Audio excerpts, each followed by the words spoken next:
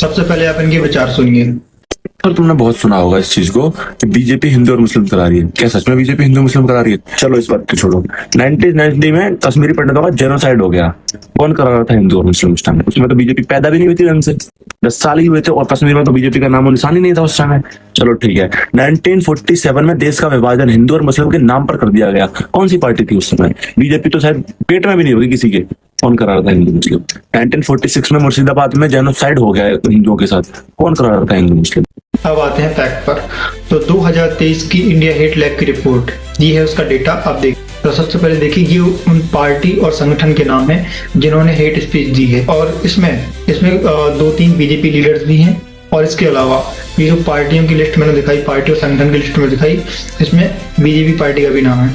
अब ये ग्राफ देखिए, इस ग्राफ में दिख रहा है कि जब कांग्रेस की गवर्नमेंट होती है तो जो हेट स्पीच है वो कम रहती है, लेकिन जैसे ही बीजेपी की गवर्नमेंट आती है हेट स्पीच जो है वो बढ़ जाती है। तो ये ग्राफ देख लिया आपने। उसके बाद देखिए ये पाई चार्ट। इस पाई चार्ट में क्या दिख रहा है? बीजेपी की गवर्नमेंट है, उन राज्यों में जो हेट स्पीच है वो ज्यादा दी जाती है, ज्यादा केसेस वहां पाए गए हैं। ये जिस तरीके से भक्ति कर रहे हैं, भक्ति से कुछ नहीं होता है। आपको मेन डेटा पता होना चाहिए।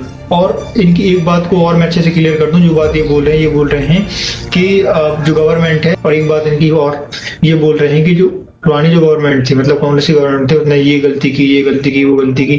तो ये कहना चाह रहे हैं कि जो पुरानी गवर्नमेंट ने जो गलतियां की हैं, अगर वही गलतियां नई गवर्नमेंट करती है तो उसमें कुछ नया नहीं है, हमें उससे क्रिटिसाइज नहीं करना चाहिए और उससे सवाल नहीं पूछना चाहिए। इनकी कहने का मतलब ये है, फंड करने का नया तरीका है। और आपकी क्या राय है कमेंट जरूर। और हाँ, एक सवाल का जवाब जरूर दीजिएगा कि जो नॉलेज ये दी रही है वो भक्ति है या ट्रांसपेरेंसी है?